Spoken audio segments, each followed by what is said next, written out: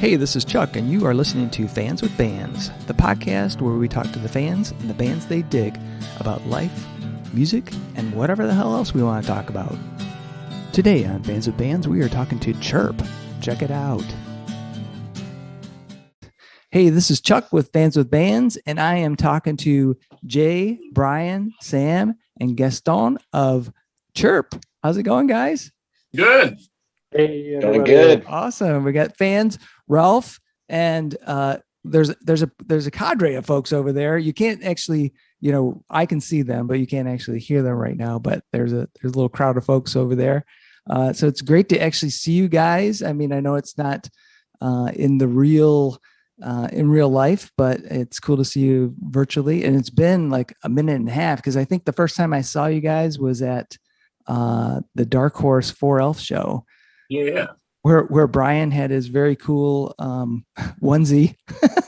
That's where that picture is from? That was going on? I was wondering. I'd never seen that onesie, but I'd like it if he busted. There's a lot of people who've worn this twice and lose forever. I don't know. Didn't you wear that for like a string of shows? Weren't there like 3 or 4 shows in a row you wore that? Or was that just our I wore that a lot. It was warm. Kept my. That's right. That's right. It was great. It lit up, looked cool during certain moments. It was a good fashion statement. It went with the music too, had the energy of the music. So I was like, yes, this is perfect. Exactly. Brian's always seeming to just come up with some random crazy outfits that I never see till it's like time to go on stage. This is like the most right now.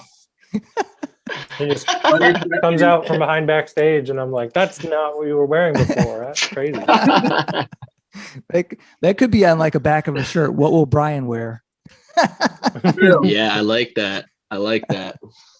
So start being a band fashion consult. Just there you go. Yeah, it could be like a whole. Yeah, it could be like a whole Instagram thread. This is what Brian's wearing today. There you go. There you go. This is what Brian's wearing. So I've been following you guys. Haven't actually seen you live since that show, which is I feel like I've been shortchanged, and I can't figure out exactly why I've missed seeing you live. But I loved seeing you then, and I've seen that you guys have been working on a new album. So tell me, there's a series of questions here. Number one, what's the best part of doing that recording process? What's the new name of the album, and when is that album going to come out? So the best part of the process. That's a tough question. Honestly, my favorite thing is just sitting in the control room and like listening to the other guys like rip takes and just like getting really excited about what they're doing and being like, I can't wait for people to hear this. Like I obviously enjoy the process, like recording myself and putting it down, but like I get so in my head doing it. Yeah. So when you get back in the control room and you get to like listen to somebody else for a little bit and just relax and like enjoy their talents and what they're capable of, that's like a really fun feeling. That's my favorite thing personally. The name of the album, we have a working title. In Motion is what I was thinking of. That's kind of like a part of a lyric from one of the tunes called Move, but it's not necessarily set in stone. Okay. So we'll see if we end up keeping that. I think it kind of goes with some album art we're looking at right now too. And then what was the last question? When it's looking like it's coming out? Yeah. I'm aiming for probably midsummer. Cool. Like I'm hoping for July, but we haven't even really gotten into any like heavy mixing or anything like that because we're kind of still waiting on a few guests to get tracks back. Like we just got hopefully the final tracks back from a keyboardist that we're having guest on the album. It's actually Kevin Gaston, who is Corey Wong's touring keyboardist, and he plays on all Corey Wong's albums and stuff. He was on our first album. Cool. Super talented dude. So he sent us some remote stuff from his like home studio in Minneapolis. We've actually got to go through the last tracks he sent over tonight. And then we have a guitar player, Max Brown, who lives down in Nashville, who's going to be sending some pedal steel guitar as well as some slide guitar for one of the tracks called Fast Food Blues. Wow, pedal steel. And yeah, Awesome. Yep. Yep. So I'm really excited to get that on the track. And then, are you familiar with Paddlebots? No. Oh, Paddlebots is a great Michigan act that I would highly suggest everyone check out. Like super funky, super soulful, kind of like neo soul, progressive R&B kind of stuff. Cool. Like I just absolutely love that group. So their horn section is going to guest on one tune, and then our Ipsy friend Ben Green, who plays with Sabbatical Bob, another really awesome funk group, is going to send over. That band is awesome. You've seen them? Yes, I saw them. They're crazy. Saw them at Grove, and they kicked ass. I was just like, "What? Who are these guys?" Yeah, those are some incredible players in that band. Yeah, and they're so young too. They're all like fresh out of college, like early 20s, making me feel super discouraged about playing music. You want to like really practice at the same time. It's great. Yeah. I think the first Chirp show that I did when we played over in Chelsea, Sabbatical Bob was playing at the Blind Pig like after us. Oh wow! And their guitar, like, I was all like high from playing the first show with the new band and thinking like, oh, this is so exciting. And like, oh, guitar is fun. I like guitar. And then I go to see Sabbatical Bob, and their guitar player is just ripping it up. He's like such just a beyond monster. belief. Yeah. And I see he's got M's on his hands. So he's not even old enough to drink at the bar yet. And I'm like, oh my God. That is just wild. M's for monster, dude. Not for minor. M's for master. Awesome. So Brian, what's been the best part of recording the new album for you? I mean, I feel like getting together with everyone and actually just like hashing out the tunes and like adjusting, the forms and stuff was like honestly some of the most fun I had doing that. So we went so long without playing. So like being able to go into these tunes that we were used to playing like all the time. Yeah.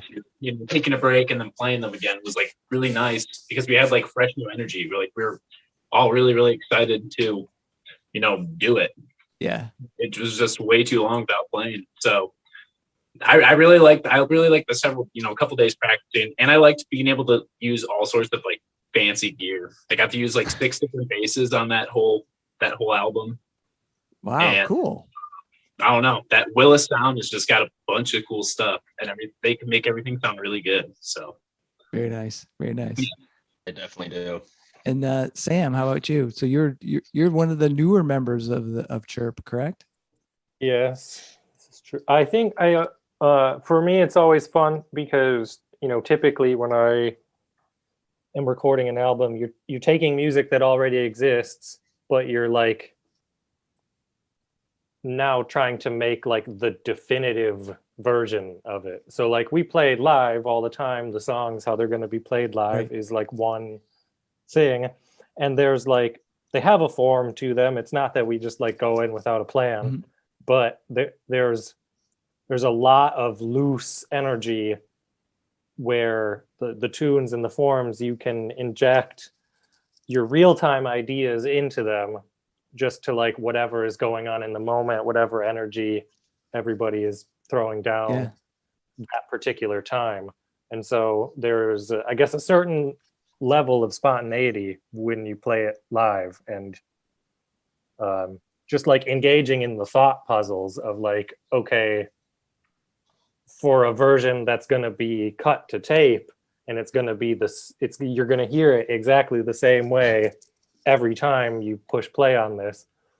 What does that version need to be that requires a little bit more focus on like what the real part should be, instead of like we're just doing it live how it feels right in the moment. It's like, well, instead of like you get one chance to play it and hear it's now like you're going to hear it back 100 or 1,000 times. So like figuring out like, just the problem solving of it all. Cool. Is like, I like that. Awesome. And just like live in the studio is totally different. Like thinking about stuff from an arrangement or a sound design perspective, and knowing that like when we play live, it's just 4 people and we can do one thing at a time. Now, like, what can we make it sound like if we have guests, or if we, you know, can have overdubs or more instruments as a part of Yeah. it? Like, what can we really make it sound like? Yeah, for sure. And Gaston, you're the newest member of church, correct? Yeah. Church, right? Yes. Yeah. Awesome. So what was the most So- what was the best part of the recording process for you? So actually, for me, the best part is the whole thing. This is That's a good answer. a little thing is I enjoy the whole thing. You know, sorry, it's a bit hard to explain. Yeah, no, that's good. But I really enjoy the whole process, even when we were rehearsing. After that, the setup. Yeah, Record. Actually, from the first rehearsal with the band, I always was thinking in the recording. I always, in each rehearsal, I record in my cell phone. oh, okay, cool. And when I came back home, I listen, okay, this work, this doesn't work. Every time I was changing things to try to improve So you were kind of thinking about it the whole time. song.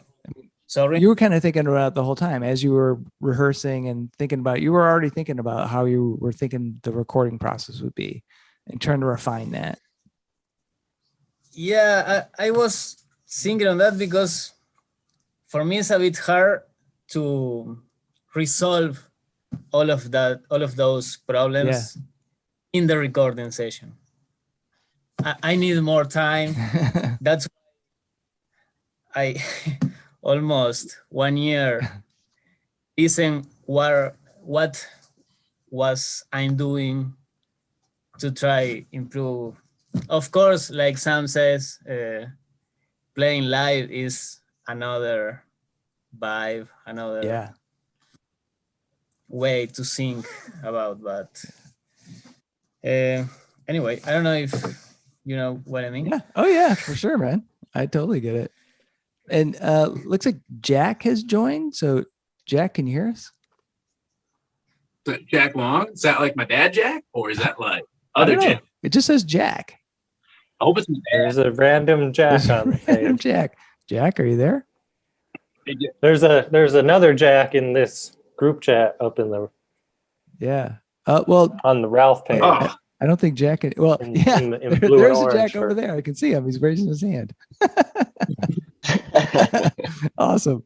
All right. Well, it looks like Jack's muted, so I'll just keep going. Okay. So when you were talking about like the music and the arrangements and working on and Jay was talking about too, as far as putting those things together, having guest artists, do you worry about trying to pull off some of the things you can do in the studio live? Do you ever try to limit yourself there so that you know that we can do this in the studio and we can do it live? Or do you say the studio is the studio, I'm going to go crazy and wild, I'm going to do whatever I can because that's what I want to have happen, and we'll do our best live? I definitely see the studio and playing live as two separate things, and the way that you create a satisfactory product, like the end goal, just the process and the workflow is so different. I try to like not get caught up in like, oh, like this is the best way for me to execute this in the live setting, therefore it's the best way in the studio. I kind of just try to disconnect that and divorce that. As far as like layering and arrangement and stuff like that, the studio is like an incredible tool that allows you to get crazier than what you would otherwise be able to do, for sure. And so like in my approach, I always want to utilize that because like, if there's just 4 of us, we can only pull off so much live. There's other things that you might hear or you might want to be able to do. Or like, you know, it's 2 guitars, bass and drums. Like, what if we want to, you know, what if we think a keyboard solo sounds better Right. in this section or something? We can't really do that live, but we can do it in the studio. I think the thing that you're kind of talking about is like not wanting to get too crazy or being concerned about being able to pull stuff off live. Right. Yeah, I definitely don't want to. I do want to be in a place where like you don't take your studio product to the point where it becomes spiritually something different. Like you want to, like, yeah, you can add more stuff and have a variety of sounds that you might not be able to have live, but as long as like the spirit of the tune stays intact between those two, so it's not like jarring Right. to a listen. Like it can be different enough where a listener is like, oh, I didn't notice that when you played it live, or like you didn't do that. As long as like, you know, the song still has the same overall vibe. Yeah. Then as long as that's there, then like the smaller differences don't worry me as much. Yeah. So yeah, I was wondering, like, do the rest of you guys feel the same way, like that the soul of the music is as long as you're maintaining that when you play it live, then you're good? Or do you have that concern of going too far astray and trying to recreate things live that you can't necessarily? I don't think that comes into play much. I think it's just sort of, for me, I go off instinct. It's like what feels right in either situation. And obviously playing live, I'm open to just expanding the tunes whatever way we want to, you know. But if we're in the studio and we have the capability to do something that we might not be able to replicate live, I'm totally fine with that, because like my initial vision for a lot of the songs is stuff like, you know, we don't have a keyboardist. Maybe eventually we would like to have one. Like we don't have a string section.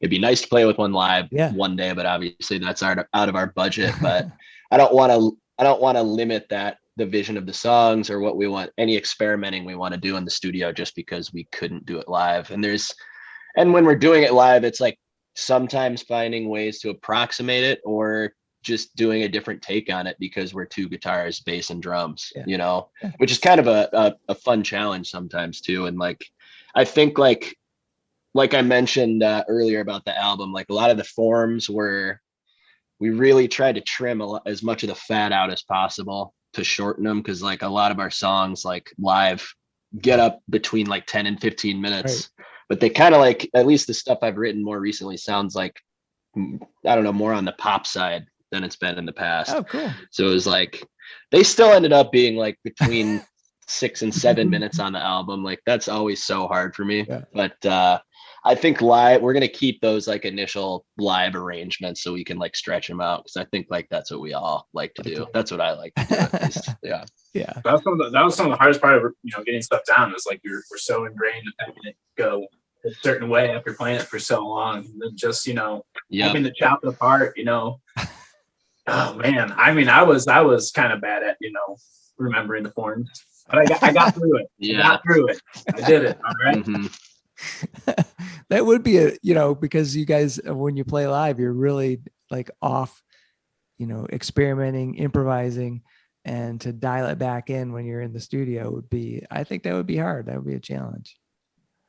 Definitely. Like, you know, we rely on feeding off of what each other is doing in like an improvisatory way live to like create that high energy, that like capturing it when you're like giving it a haircut and making it more listenable, more accessible, but still maintaining that level of energy. It was a really fun challenge. Yeah, definitely. Well, I was going to say, this is the high challenge. Yeah. The first album still had that. I mean, it did capture the energy of the band. I thought, you know, you had some great songs on there that felt live. Although I know that you had to work on it to get that recording, and it sounds like you're doing the same approach this time, trying to keep it so that you have that energy, you know, like Sam was saying. Definitely. But I think if anything, I think that energy is going to show more on this album because we actually laid down the tracks as a band before going and kind of doing overdubs and stuff like that. Whereas the first album, it was all just individual tracking. And I'm like, I think you're right. I think for having recorded it, like mostly in my grandma's basement and living room and just like recording in a house, like a place that really is not treated for sound at all. Pretty happy with like some of the sounds and some of the energy we got on some of it. That being said, like I think we could have gotten better quality actually being in a studio, but I think there's a lot of like pretty live energy, like hearing these like initial mixes back, and I'm definitely excited for people to hear it. Cool. So one thing that I've wondered ever since I've saw the name is, where did you come up with the name Chirp? That was actually our old drummer, John Goreen. We were kind of sitting around. The only thing we really had in mind was we wanted something like terse, something short, something easy to spell, easy to remember. And John instinctually just started blurting out animal noises. So I think probably 40 or 50 animal noises in, he said chirp, and like me and the old bass player looked at each other. We're like, yeah, let's do chirp. And then we kind of came up with like a vague idea for the logo the day of, and like hit up one of our buddies, Gordy Sim, who did the logo we still use to this day, which I absolutely love. And it was kind of history from there. I still really like the name. Like over the years, we've tried to like kind of like BS some stories or attribute some significance to it that's just not really there. Right. But I kind of like that. It's like you pick something blank and then you get to fill the meaning hopefully over the years, as opposed to like the name defining you beforehand, you know. As far as like band names or just names for things in general, I like them nice and vague and undefined. And I like when like the artist defines that thing, you know, it doesn't give you any like preconceived image of like what it's going to be like, which is kind of cool, you know. Well, I'll tell you what came into my mind when I saw so at first what captured me was the logo. I love that bird, you know, he's super cute. And there's a sort of like playfulness, and as soon as I heard you guys play, then I was like, this is it. Like that energy, that kind of like boop, boop, you feel like this little bird is going to be like jumping around getting crazy, and that's what I felt. I was like, this is perfect. This is a perfect name for this band. I love that. Perfect. Oh man. So one thing I like to delve into is sort of the origin story of you guys as musicians. So what inspired you? What wanted you to not only just play music, but then get in a band, write your own music, and do that kind of thing where you're trying to like get your music out to the world and express yourself artistically? So let's start with Gaston. Oh, sorry, I didn't hear it. I don't remember. Actually, I start to play drums a bit old. Oh, really? With 17, 18. Yeah. I don't know. I just all the stuff around me and was a bit hard to buy the first drums, but a couple years working, I got one, and so I start to study very slow, actually, just for fun. But years later, like 24, I say, okay, the most thing that I like is play drums. So I decided to leave all my things and just focus on the drums studies, and until now. Cool. That's awesome. Years later, I moved to Brazil when I studied there in a university. I lived there for 6 years, and was good. And I don't know, I'm continue studying and enjoying. And Yeah. Well, I mean, that's the beauty of play music. It's a never ending journey, really. I mean, once you start, you're just like on this road that's never going to end until you take the dirt nap. Mm-hmm. great. So Jay, how about you? What got you into wanting to do music? It's always something I'd like wanted to do, like probably since like I think maybe around like 12 or 13. I really wanted to pick up and start like playing the guitar because I had a couple friends who did.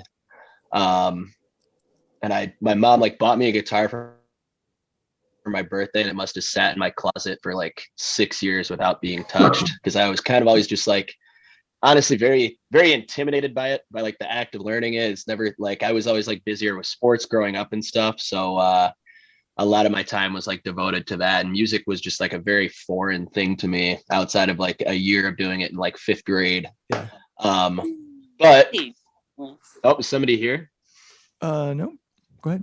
Oh, I thought I heard a new voice. Oh, look out. But yeah, got out of high school and I did a couple years at WCC. And I wasn't I think there is somebody here. is that a dog? It's probably Shiloh. Hey Jay, can you hear us? Sorry, I thought I was muted. Oh, you're fine. That's all right, man. We heard. Sorry, I was boring. Yeah, you. Sorry, I was boring. We You, heard, Shiloh. we heard a dog growling. I'm like, Everything's chill over there, over by my dad. I thought I heard a dog. that's awesome. But yeah. So I'm at WCC, and it was like, I was like doing well in school. It was like community college, so it wasn't necessarily like taking all my time to be like doing well in classes and stuff. So I was like, I need to pick up a new hobby because I had just this time on my hands. So I ordered like a $60 beat up acoustic off eBay and just started like learning folk songs, a bunch of like Bob Dylan and Beatles off Ultimate Guitar, and Cool. just loved it. Like I couldn't put the guitar down from there once I learned my first few chords and just kept moving forward with it. Kind of just learned how to book shows, wrote my first few tunes and stuff like that. And yeah, the last like 11, 12 years, I've just kind of tried to continue moving forward with it. Very cool. Very cool. Yeah. Brian, how about you? Well, I was in when I started, like when I was in 5th grade, started on the stand-up bass. I was like, that's the biggest one. I want to play it. And I started playing that. And I wasn't really taking it that seriously, but like I noticed I was like pretty decent at picking up, songs that I heard. I was able to figure stuff out. And my orchestra teacher, Jed Fritzmeyer, was a bass player out in Chelsea. I grew up in Chelsea. Oh, cool. And I don't know, probably around 7th grade, I got a bass guitar and started playing a jazz band. I started taking it a little bit more seriously. And then I saw who Victor Wooten was. And once I saw Victor Wooten, I was like, holy cow, like you can do that with that. Like there's what? Mm-hmm. So then that lit a fire right under my little tushy. And I started taking it like way more seriously. And along with playing stand-up a little bit more seriously too. And I don't know, I just had a really good music teacher who like I did not do well in school at all, like whatsoever. But that was like the only thing like I could find myself like being decent at in school. Yeah. So I just loved it since like the beginning, kind of. And yeah, I've just been playing bass ever since then. Cool. I did used to skateboard a lot back then. I always broke stuff. And I do remember my orchestra teacher like being like, all right, you serious about this? You're like, you want to do this? He's like, all right, take that skateboard and put it on Craigslist right now. Oh.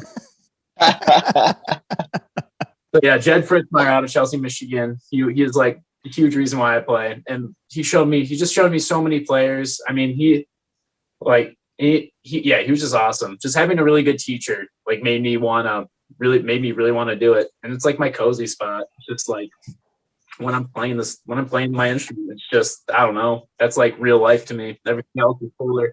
Not really. I'm joking. Everything else is pretty cool. Don't get me wrong. But Cool. Brian, I can't see you as not a bass player. When I think of you like in any other identity or just not as like someone who crushes the bass, it's such an odd thought. My couch. That sounds yummy. Oh, I hear somebody. Yeah. What up? Is it, It's Brynne. is it Yo, what up? Brynne? Am I saying your name right? Can you hear us? I saw a little picture of her, but I didn't actually see her. Yeah. Heard her. Looks like she's hello. there, but am I saying her name right? Is it Brynne? Brynne. Yeah. Brynne, are you there? I'm here. I just look terrible. Oh, you don't have to. You don't have to be on camera. I just want to make sure you could hear us. Yeah, I was in here. I was just I'm sorry. A lot of things were going on. Oh, that's good. That's good. Do you? So, how did you become a fan of Chirp? I'm actually dating Sam. All right, excellent. And I was just going to flip over to Sam to say, how did you become what made you want to become a musician?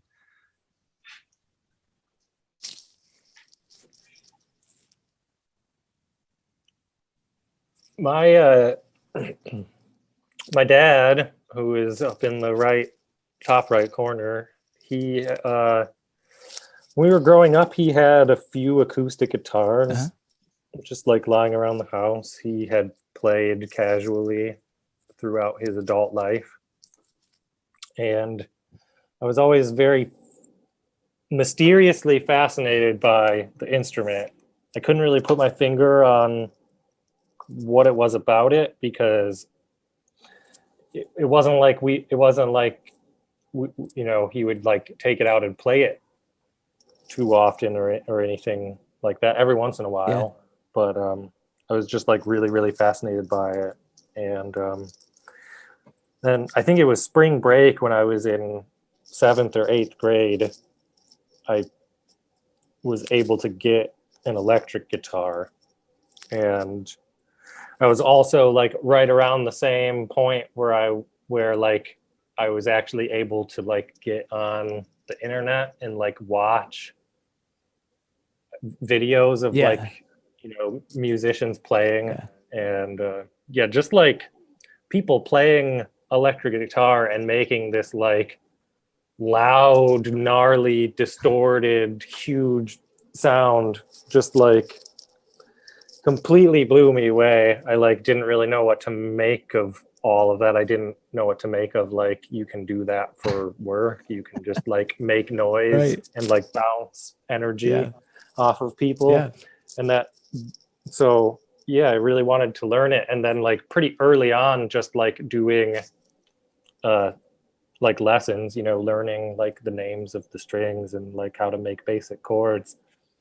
Like got turned on to, I guess like your prototypical guitar heroes like Jimi Hendrix and Jimmy Page and Jeff Beck and all of these guys, because like the music that I listened to growing up was all, my dad has like the Beatles and Van Morrison and all these like really, really great songs that are known for like composing parts that fit together.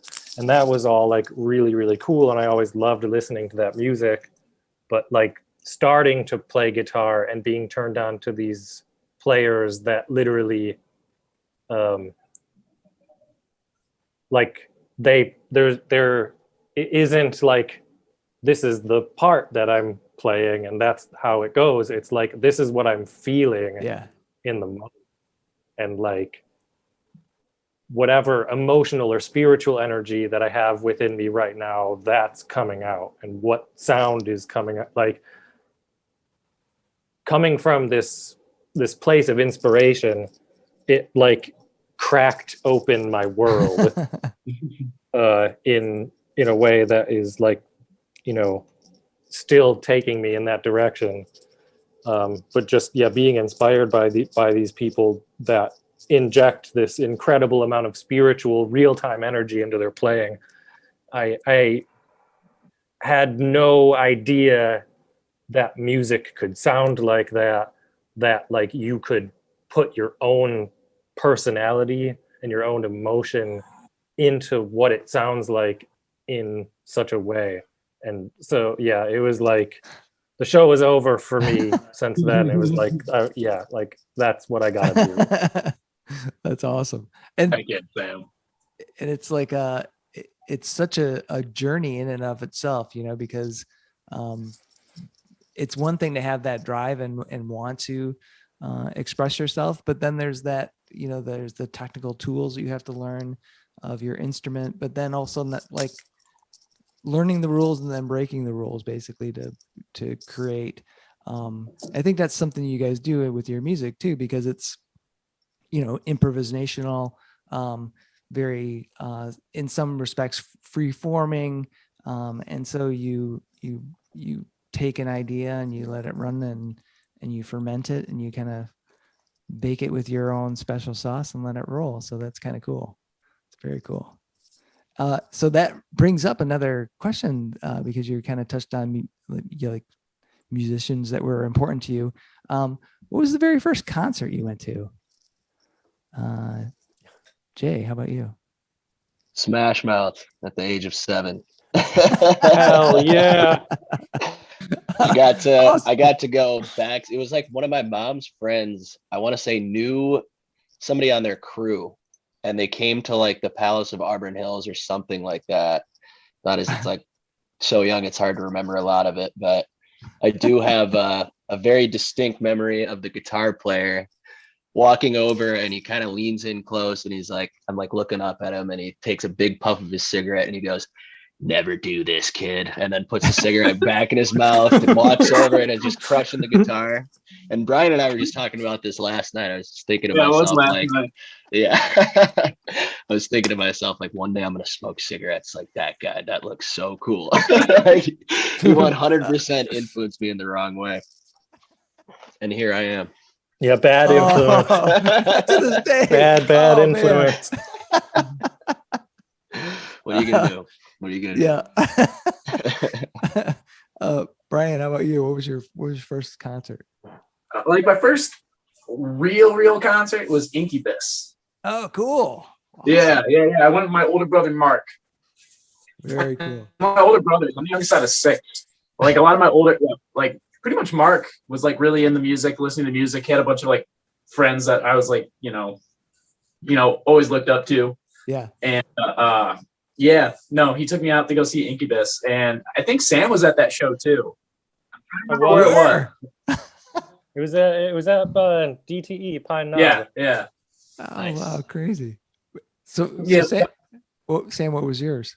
That wasn't the same show? Oh yeah, that wasn't my first show. I'm a few years older than Brian. The first show that I was ever taken to was Raffi. Nice. I don't know if you know Raffi, but he Oh, sings yeah. all kinds of children's songs, Baby Beluga, Banana Oh Phone, yeah. all kinds of that Oh, stuff. banger. I was probably like 3. I don't remember it at all. But I still, I don't know. I know that was the first one that I got to go to. The first one that I got to like go to by myself was Red Hot Chili Peppers. When I was 15. I had like a friend who was 1 grade older that drove us down to Grand Rapids for that. Awesome. That's a hell of a show. Yeah, that was, again, it was just like, you know, something that like you experience, and when you're a kid, you've never seen anything like that. You're just never the same. Yeah, for sure. Gaston, how about you?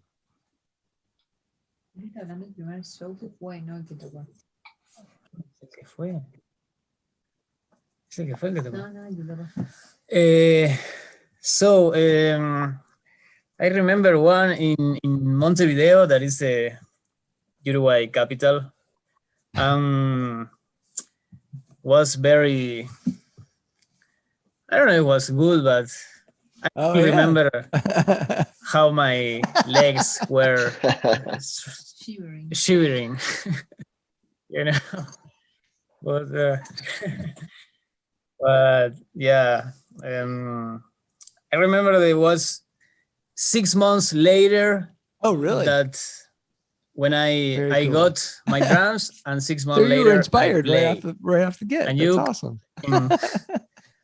That's awesome. Yeah. Let's see. Jay, how about Jay? What was the first concert you went to? I had the Smash Mouth answer. Oh no, I'm sorry. The other J. There's a J with a J. Oh, that might be. Oh, That's me. Sorry. oh, okay. Mine. I want to say mine was Monsters of Rock, and I think it was early '80s, '82 maybe, and I was 11. Nice.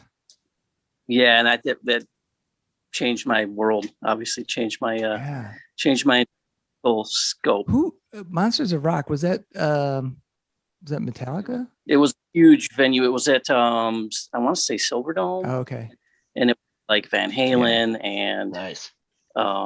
Scorpions. There was a bunch of I want to say there was 20 bands or something like that. Nice. It was a huge venue and a huge concert, and really cool. That was my very earliest memory anyway of my very first real concert. Very cool. Hell yeah. Awesome. Ralph, how about Ralph? What was your first concert? Pretty old, so I used to go to all the things like the Frost and Brownville Station, Savoy Brown. When I was in high school, I went to see the Doors, Oh, see awesome. Hendrix and stuff all in high school. That was in the 60s. Oh man. But a lot of, we used to go to the Battle of the Bands and the Saginaw, that big Saginaw, Bob Seger out of Detroit, Flint. Oh man, that's awesome. Mark Mysterians and all those bands from the local guys. Very cool. Very cool. And Brynne. My first concert, as far as I'm aware, was actually Earth, Wind, and Fire when I was 15. Damn. Jealous of that one. I bought, well, I didn't actually buy it. My mom bought them, but I was inspired to get 4 tickets for my dad's birthday, one of his favorite bands. And I actually rushed the stage towards the end, and I got to shake Verdine's hand. Awesome. And that is still like one of the most amazing moments of my life. And I saw them again like in 2013 at Common Ground in Lansing. And that was amazing. Fantastic. I think Maurice's grandkids came out on stage at some point. Awesome. That's Nice. awesome. That is awesome. Very cool. And so still sticking around that kind of concert theme. So if you guys could go play a show right now anywhere in the world, where would you go and who would you like to have on the bill with you? And Jay, we'll start with you. Where? It's very general, but probably somewhere in South America. It's hard to put my finger like at a particular spot, but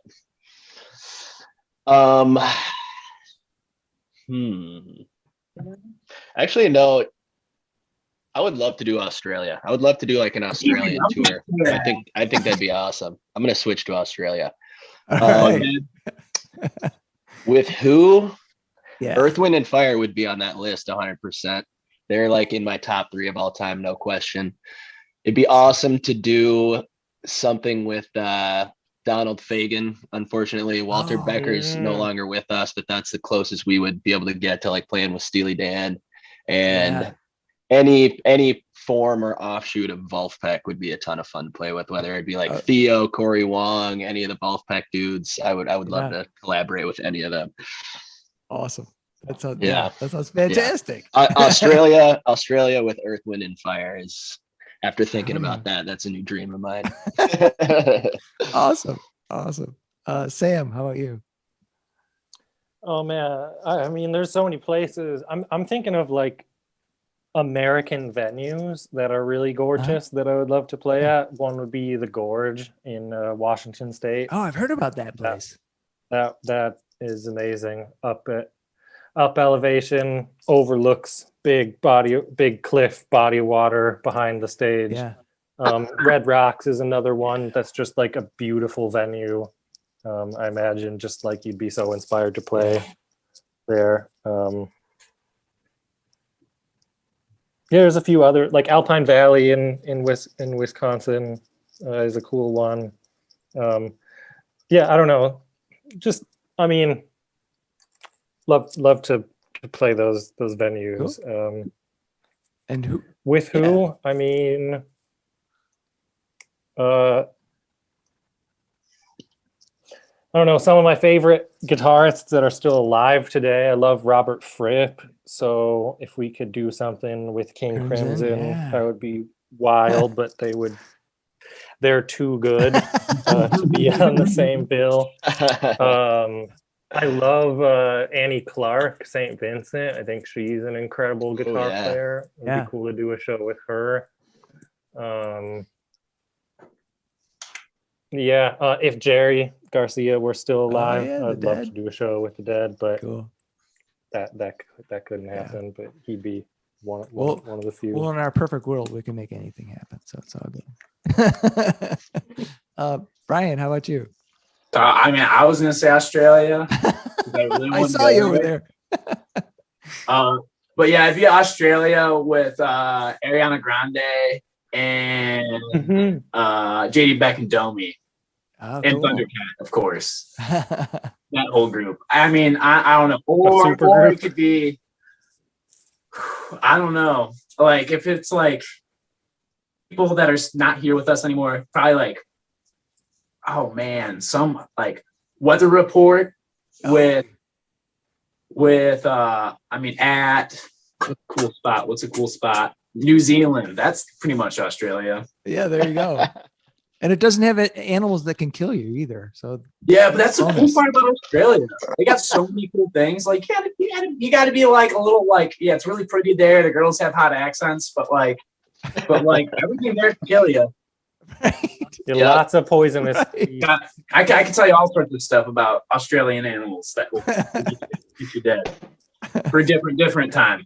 All right. I don't know. We could just have this Zoom chat totally shift gears and have you just teach us about Australia for the next hour. Yeah, we could. Brian, make this educational. His night job after music is a literal zoologist, so he knows about every animal. Animals are cool. Awesome. And coral's the best though. That's my favorite animal. Cool. Gaston, how about you? Yeah, for sure. Australia is a good one. But I don't know, somewhere in Europe, or for me, even here in US, that I'm new here. But I would like to play with that answer that question with John Scofield. Oh yeah, there you go. He's incredible. Yeah. Damn, he should have been on my list. Yeah. Awesome. I also would like to play in the Brian Blade and the Fellowship, but it's the Brian Blade is not in the band, is not Brian Blade and the Fellowship. Cool. Fair enough. Gaston and the Fellowship. There you go. There you go. Yeah. Awesome. And so Jay, if you could go anywhere and go see a show, where would that be? And that would be the J with no AY. Jay, can you hear us? Yeah, hi, sorry, I'm here. I gotta go with Sam and say Red Rocks. All right. Very cool. Red Rocks would be awesome. Nice. And who would you like to see? Right now I'm super into Revolution, so that would be all right. Nice. Very cool. And Brynne, how about you? I'm not really a musician, but I guess if I could play anywhere, I don't really know where it is, but there's this island off of some country. Sorry. And it's just like, it has this one little house on it. And it's just like this, I wish I could describe it, but it's like this isolated island, and it just looks across like huge green fields that kind of end up going vertical behind it. And like an ocean everywhere. Oh, wow. I just think that would be cool. And then I honestly don't know who I would perform with. Rihanna would be amazing, in my opinion. Oh, yeah. Hell yeah. Yep. Bad girl Riri. And my favorite singer is Nail. So that would be cool. Oh, cool. Yeah. Oh, yeah. And Ralph, how about you? Say hi. Where would you like to go see a show, and who would you I'd like like to to see? see a show in front of the Coliseum. And if I could go back in time, I'd love to see John Lennon. He's my favorite artist of all time. Awesome. Hell Very yeah. cool. Yeah. That's fantastic. Your daughter, Right. sorry, Right. I had to interject with the story. Your daughter actually saw Paul McCartney at the Coliseum do a free show. Holy. My sister. Really? So it's not completely out of the realm of possibility. Plus the food is great, right? In Rome, how can you beat? Yeah, exactly. Exactly. Well, guys, it's been fantastic talking with you. I really appreciate you guys being here. And I can't wait to hear the new music because it sounds like it's going to be amazing. And I'm hoping, so it sounds like you've got potentially some shows coming up like May, June, July. Yeah, we got a couple. Yep. Awesome. And are they firm shows? They're few are firm at this point. Awesome. All right. Yeah, we've got April 18th. It's a drive-in show in Detroit. Check out our Facebook and stuff for ticket information. It's literally like in an open field. Oh. Like we're renting a field, so if people can drive in and have their pods and stuff to be socially distanced. That's the one. We've got the. Are we doing the one before where we're on the podcast? Are we doing a stream through that, or are we just talking with that? That's a stream as well. I think we're playing maybe 2 sets. Oh, I'm not sure. But yeah, that's called Play Something Good podcast. That's the 17th. So that's the day before the Detroit show. Awesome. I'll have to check that out. That sounds good. And then the festival in Adrian. Yep. In May. May 15th and 16th, or maybe 14th through 16th. It's a small festival at Painted. I think it's called Painted Acres Farm, our friend's property down in Adrian. I think for the moment, they actually just closed ticket sales because Michigan just capped outdoor gatherings to 50 people. And then initially was set at 100. So keep an eye on it. Hopefully they open it back up because obviously we have like a month and a half till that happens. But yeah, Michigan's a little ugly with the COVID situation right now, even with the vaccine. So I'm hoping that doesn't affect a lot of the stuff we do have in the books for summer, a lot of like the pending stuff we have right now. It's looking like we should be hopefully getting out like 3 or 4 times a month, which is better than I expected for summer 2021, the way things have been the last year. So I'm optimistic that, more and more people are going to get vaccinated. I mean, we're going obviously like through a big wave, but I'm feeling optimistic that once we cross that. And me and Jay just got our appointments today. Yep. Very cool. Within 20 minutes of each other across the state. Yeah. Yeah, we got to drive all the way to Mount Pleasant to get it. Wow. But wow. Well, awesome. Congrats, guys. That's great. Thanks. I appreciate it. I've got just one last question. Slightly controversial. I hope it's not going to create too many riffs here, but pizza, pineapple or no pineapple? Oh, pineapple on pizza for sure. It's okay. Live your life. And if you don't like it, whatever. But come on. Yeah, I can't say I'm like in the mood for it 100% of the time, but like I do it often. And jalapeno bacon, pineapple is a great. Yeah, that's pizza. a good combo. Awesome. Jay, what about you? Man, I'm big on I might have misheard the question. Was it toppings? Pizza toppings? Yeah, so pineapple or no pineapple? It's like mood dependent for me. Like sometimes I hate it. Sometimes I'm like, this makes no sense. And sometimes I'm like, no, this is awesome. I don't know if it's like the particular pizza. Like maybe it's more about whether the pizza matches pineapple than the opposite. Because there's a lot of different cheese kinds profile of pizza. makes a difference. Yeah, yeah. Or maybe it's how much alcohol I have in my system. I don't know. But I'm somewhere in the middle. Somewhere in the middle. All right. Yeah. Gaston, how about you? Yeah, pineapple is good, but not always. Also sauce dependent too. You got. Oh yeah. It's a really sweet sauce, and you have pineapple on there. You're like, what are you doing? But if it's like a nice little sauce, yeah, salty, and then you got sweet pineapple. That's what I'm talking about. You know what's oddly good is pineapple and jalapeno together on a pizza. So I was just gonna I was gonna ask because this I keeps coming personally have up and a up, and I'm like, good old Supreme. oh, right really? now. Nice. Awesome. Very nice. Yeah, that's what I've heard is jalapeno and pineapple. I'm like, They balance each other out nicely. It's kind of, you wouldn't expect like a tart and a spicy to go well together, but something about them actually like blends really nice. They like even each other out, but don't take the flavor away from each other. It's really good. yeah, because I'm not Put a some bacon on there. You get some smoke with it too. Oh, that's yeah. That's so Oh good. yeah. I may have to try this out. And Brynne, how about you? Pineapple? No pineapple? I rarely eat a pizza without pineapple on it. Yeah. Awesome. Like, if I ask her what she wants, she's like, Hawaiian Every time. pizza, every time. the only time I don't eat pineapple on my pizza is when I can't control who buys it or Who's gives it buying to me. So Ralph, how about you?